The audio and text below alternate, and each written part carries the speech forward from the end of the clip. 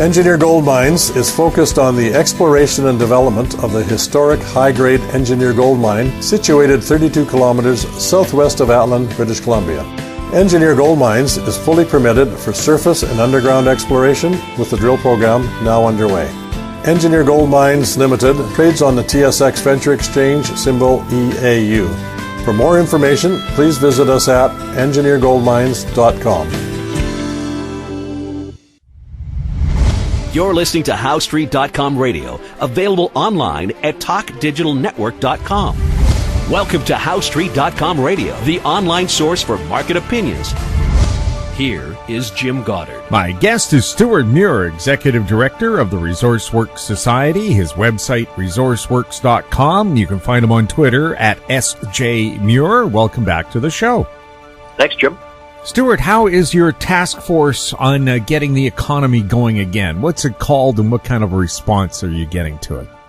Yeah, it's called the Real Jobs, Real Recovery Task Force. It launched in the second week of July, so we're now a week into it. We've had a lot of interest.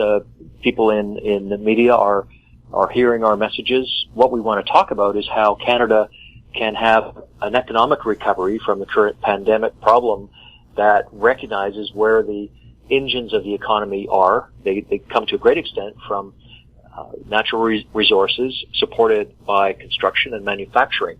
And we brought together a coalition of about 34 different organizations from coast to coast to coast that reflect the 3 million plus workers who are engaged in these activities in the Canadian economy. And we've also recognized the importance of First Nations groups that are part of our coalition, and unions, and even local communities that recognize how important it is to have a tax base that allows them to deliver services to residents and have jobs and that kind of thing. Mm-hmm. So it's really probably the most diverse coalition of this kind that I've ever seen, really, for just about anything, certainly industry related. And we're going to be doing a project. Right now we're in the midst of gathering together material for a report. We're talking to our 20 advisors, eminent people with all sorts of different experience, impartial, nonpartisan, seeking to get the best ideas for how we can have a competitive, clean, inclusive economic recovery that is in the interest of all Canadians. So that's what I'm working on this summer. I was, thinking of kicking back a little bit. Hopefully I'll be doing that later in the summer for a bit. But for now, we're working really hard to get this done. What have been some of the key things you've heard so far? I think the polarization in all these discussions about the future of energy transition, natural resources, it all seems to get into these conflict situations where you've got pressure groups saying you can't do that, you're horrible, you're killing the earth. And then you've got industry and people who work in those fields, professionals, saying, well, these are things that we think we have a right to do, we have a need to do, that governments are telling us they want to do, but we're getting some mixed messages from governments. We have an abundance of regulation that's always increasing. One thing I've said a number of times is this is not, like a lot of what we're hearing from different industries, a matter of a handout. Because, look at the wage subsidies and all the other expenses that Canada is incurring through the COVID recovery. Bear in mind, this could go on for years. We need to have not just the government spending money, we need to have the government bringing money in, and not just simply by borrowing cheap money. That's not necessarily going to last. We need to have a solid economy, and the foundation stone of that economy in Canada has always been natural resources. And by the way, by natural resources, for the purposes of our project, we mean oil and gas and mining and forestry. We have major groups from all of those industries represented in our diverse coalition, as well as the things that support them. And I mentioned construction, but also utilities, and then advanced manufacturing. But here's the other thing about it is that, there's a kind of, I guess, a historical populist mentality that resources represent the past and low tech and brute force and that kind of thing. Whereas, as anyone who knows from personal experience what really happens in the field today, the most high-tech part of the economy is in resources, whether that's in exploration, all of the sensing, imaging, and other technologies used in production, whether it's the incredible technology advances used in unconventional oil and gas exploration, or what's happened in forestry in terms of whether it's mapping or the processes in mills, or also marketing of all these things. We've got, just incredible careers for those who are involved in all of these areas. And so that's not only the present, but we argue the future, because if we're talking about the big problems in say, global climate, the solutions to the problems are all to be found in natural resources.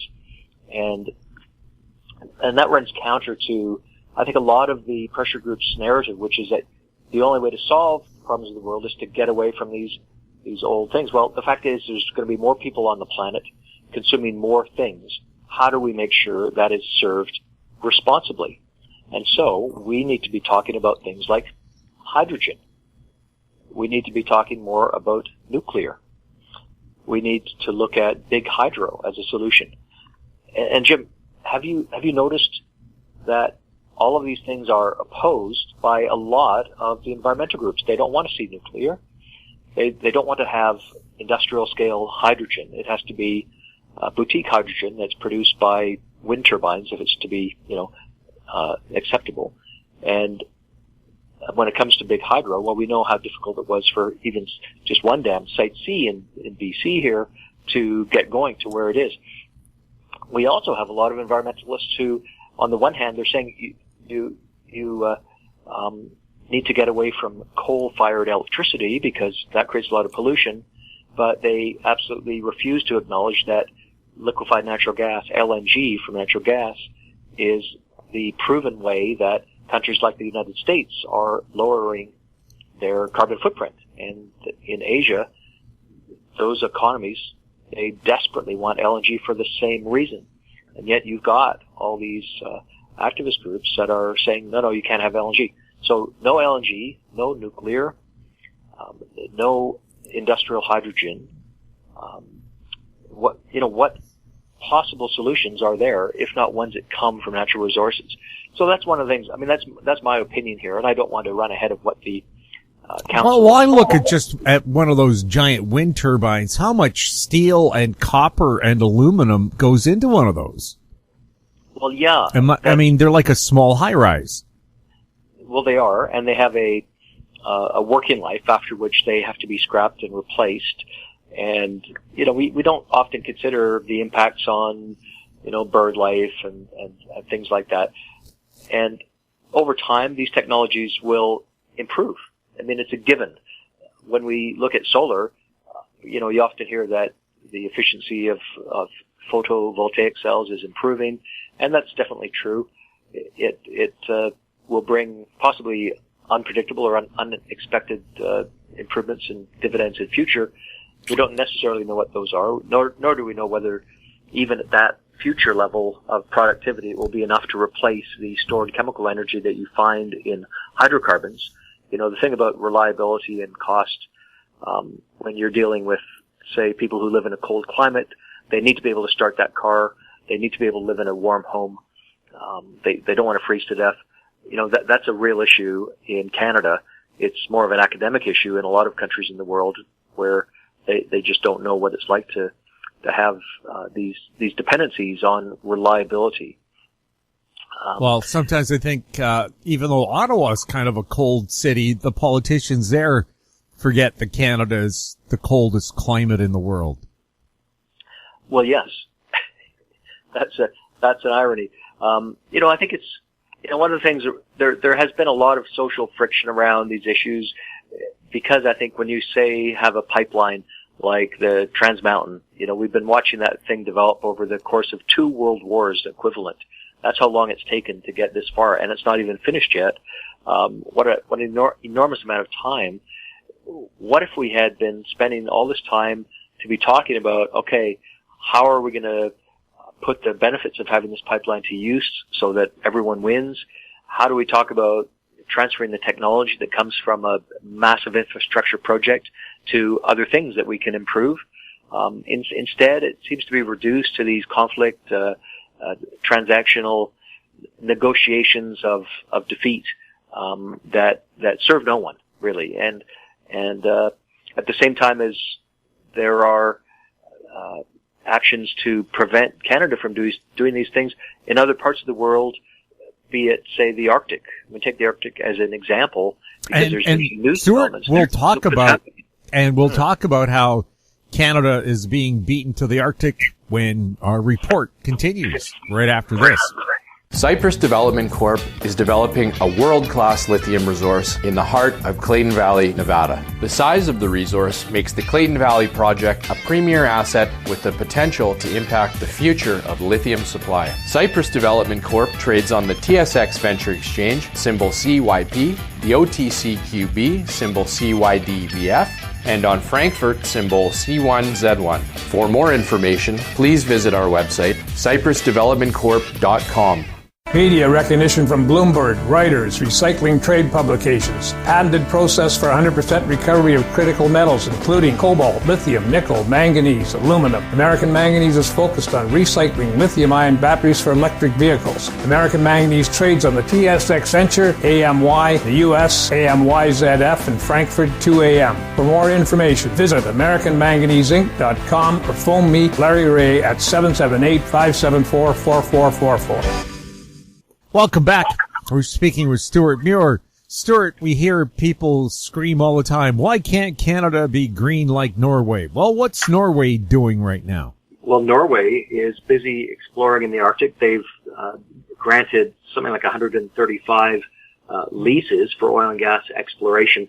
It's the same Norway. There's not two Norways, by the way, Jim. This is the same Norway that recently pulled its investments of its state-owned oil company out of Canada with some, high moralistic indignation about Canada's involvement in oil and gas development. Meanwhile, what are they doing? Well, they're investing in oil and gas development in places in Africa where there's very little transparency. They're also developing their own Norwegian Arctic exploration. So I think what they're trying to do is throw Canada under the bus in the hopes that this will give them a little bit of relief from the same kind of criticism that Canada gets for being a supplier of resources to the world. Whether that works for them, I guess we'll see. It's not working that well for me, but I'm not everybody. When I noticed this morning that Russia's Gazprom oil and gas company has now got a partnership with the Shell company, the international super major oil and gas company, to develop oil and gas in the Russian Arctic. Here's yet another event. So both Russia and Norway are doing what Canada a few years ago, in order to, I think, cozy up to Obama when he was still president, announced a moratorium on Canadian Arctic oil and gas exploration. I've recently been talking with Indigenous leaders from Canada's north. They still haven't gotten over the fact they were not consulted in this. No one asked them. In certain towns like Inuvik, the only reason they have an economy, well, it's dead now, but when they did have an economy, it was because there was investment by oil and gas to explore the resource potential of those areas. Now it's gone away because of a deliberate policy move that is not shared by other countries that share the Arctic with Canada. So you got to be asking, what difference will it make to the production of oil and gas, to responsible practices, if Canada's not in this? We're going to have the potential of an ice-free north, which is not something we obviously would be looking for or wanting as an unwanted effect of climate change, but it is happening. It's a reality. It will change transportation. It will change security considerations. I mean, Canada can choose to be present in the north, not just militarily, but also through economic activity that will legitimize our sovereignty in that area. Because if you have a map and you say, hey, that's my place, and you're not doing anything there, that's the kind of thing that gets challenged over time.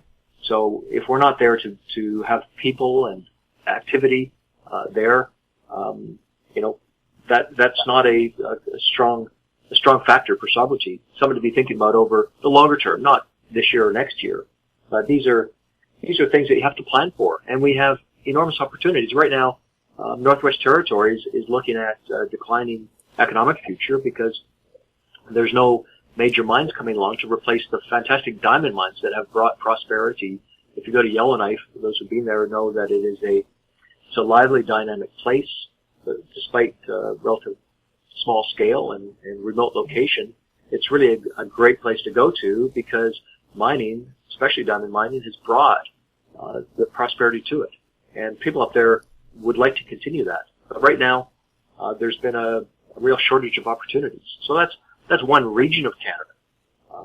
The task force for real jobs and real recovery that I'm leading, it's across Canada. And we have mining associations from different parts. We have the forestry community that is affected by all sorts of issues, including policies that make it difficult to create jobs. And that's where we are in 2020, Jim. Has Canada developed a reputation internationally as being a wimp nation? They let a handful of unelected chiefs shut down the rail lines before the COVID crisis hit. They let these internationally funded eco groups shut down Canadian oil and gas. Do other countries like Norway look at us as, they're an easy mark. They won't complain if we take out our money and reinvest it in our own Arctic? Do we have that reputation? Canada's a pushover. Ignore them. Yeah, I really wish I could disagree with you there, Jim, because, I grew up in a Canada where we were proud of being, remember the peacekeepers? We had those blue berets around the world. We had the cultural mosaic that everyone appreciated, that you could come to this country, you could live the way that you wanted to, if that included, your language and customs from where you came from, being able to continue your religion that was persecuted elsewhere. Unlike the U.S., where it was all about the melting pot. Remember being, raised in that pride in that. And I think that's still there and intact. But when it comes to these other issues of economic investment, right now there's $1.5 trillion in private investment capital floating around the world looking for places to land where conditions are right. Right now, the decision makers, whether they're in Chicago or New York or Tokyo or what have you, they're looking at Canada, we know this, as a kind of risk-off area where they're going to wait and see whether important decisions get made that will make it a stable place to invest. Not stable in terms of law, rule of law. That's definitely a good factor for us. Or supply of skilled workers. That's a good area. Having technology, having environmental regulations is a big positive. Investors want that. But I think when things, go out of balance, where you have companies and investors who come in good faith, they're told, you can go ahead and put $1 billion into that, and then they're not told that after $1 billion is spent, a government is going to just pull the rug out from under a proposal and say, you know what, we thought about that a little closer. We don't want your project after all. So what else have you got in mind to invest in Canada? Well, at that point, is the investor going to say, well, thanks for letting us lose $1 million on that process that we thought would result in us being able to finalize an investment? Or are they going to just say, I'm walking? I think what we're seeing in practice is a much likelier reaction where the investors are just backing off. Well, it sounds like something that you would see or hear in Central America or deepest, darkest Africa, but Canada's getting to be the same way. We're a risky place to invest in because the government won't stand up for its industrial development. Yeah, I think risky in different ways. We're not risky because of instability or corruption or lack of rule of law or lack of educational capacity to provide a competent workforce, we've really got those things nailed. We've got transportation infrastructure, communications infrastructure.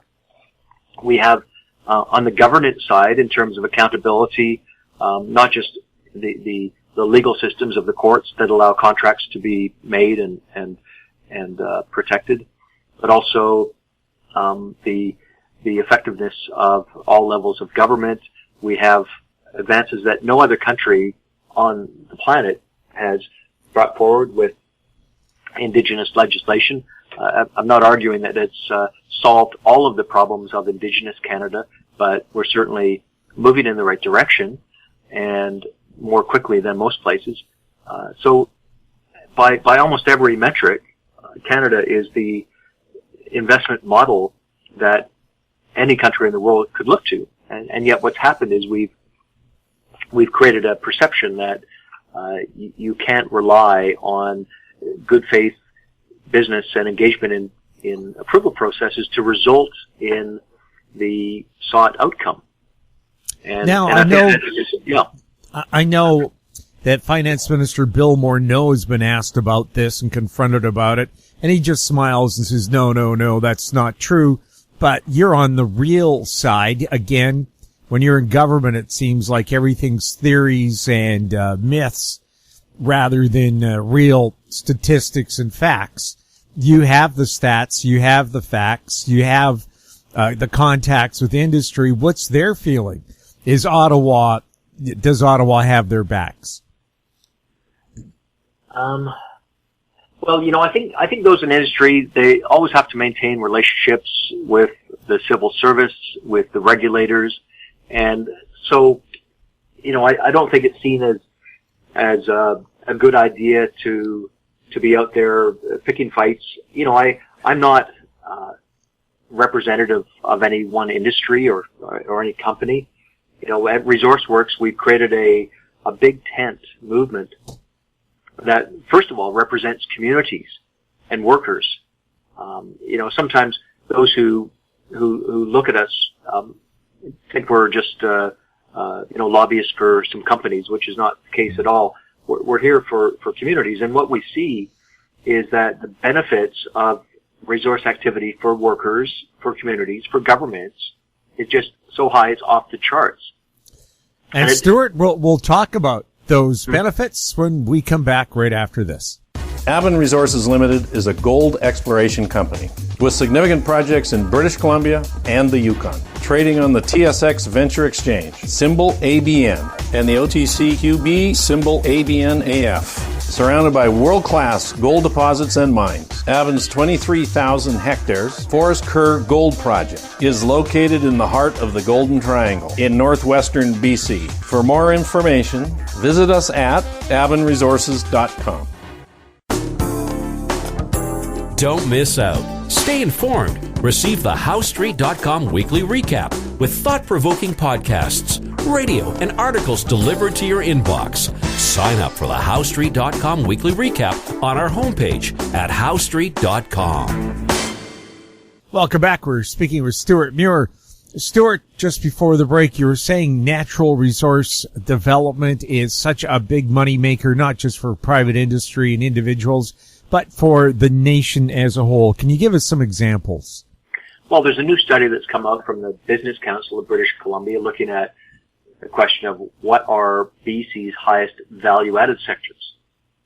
And to quickly tell you what the answer is that they found, they say that by far it's natural resource production. So mining, oil and gas production in particular, they generate 5 times as much value added per unit of labor as the general business sector. And it is such an incredible gulf there.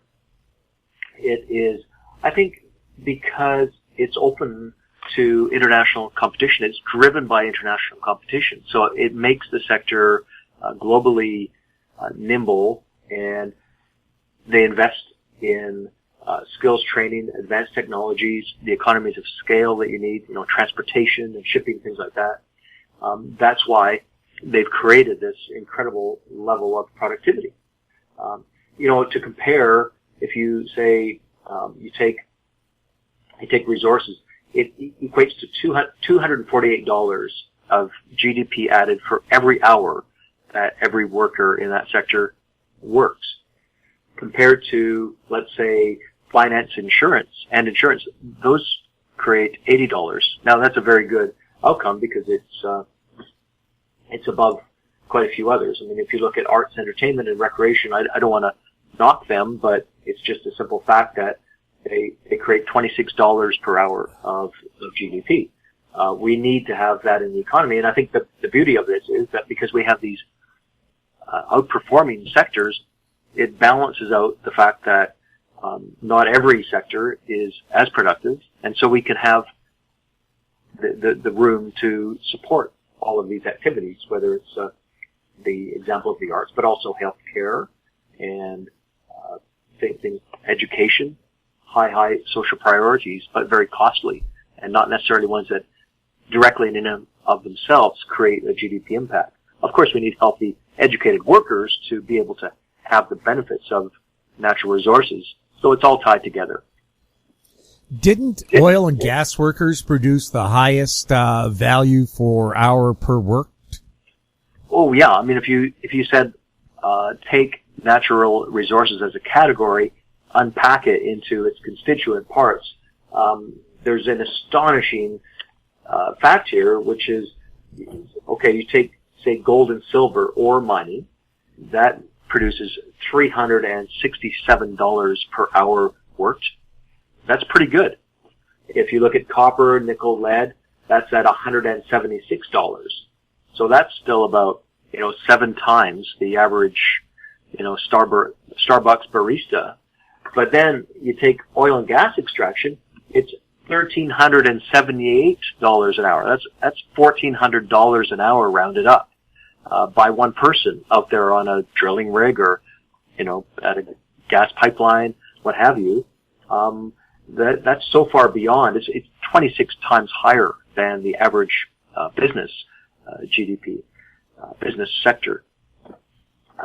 So it's an astonishing gap, and I think it tells us a couple of things. What most prominent is that if you have oil and gas in your economy, you get a very significant GDP uplift, which in turn allows you to be able to buy the things you need, whether that's iPhones or orange juice.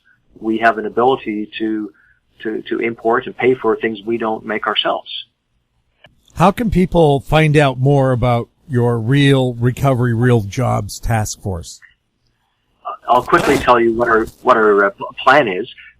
We'll be finalizing the report over the next couple of weeks as we hear from all these different sources. We will narrow it to our priorities. I don't know what they are, by the way. This is not preconceived. We're genuinely doing this work to find out what we need to bring to government. We want to be granular and have something specific to offer, not just platitudes. And that work will be displayed on the website at realrecovery.ca. If anyone's in Twitter, you can follow this thing at Real CDN Recovery, REAL CDN Recovery. And you'll probably see it in the news as we come up with the report in the next few weeks. We're going to have some recommendations we'll be submitting to a group that's looking at this stuff. And we hope they'll have an open mind, because this is not about industry succeeding. Well, it includes that. It's about communities, people, individual Canadians succeeding. And that's what's important here. Stewart, thank you so much for chatting with us. And what a great idea. Get Canada back to doing what Canada does best. That's right. My guest has been Stewart Muir, Executive Director of the Resource Works Society. His website, resourceworks.com. And the task force website again? Jim, it's realrecovery.ca. And you can also find Stewart on Twitter at SJ Muir. If you have any questions for Stewart or any of our other guests, you can send them to info@howstreet.com. Find us on Twitter at HowStreet. We're also on Facebook. I'm Jim Goddard. Thank you for listening. Comments made on HowStreet.com radio are an expression of opinion only and should not be construed in any matter whatsoever as recommendations to buy or sell any financial instrument at any time. Available online at talkdigitalnetwork.com. HowStreet.com Radio is a production of How Street Media Incorporated.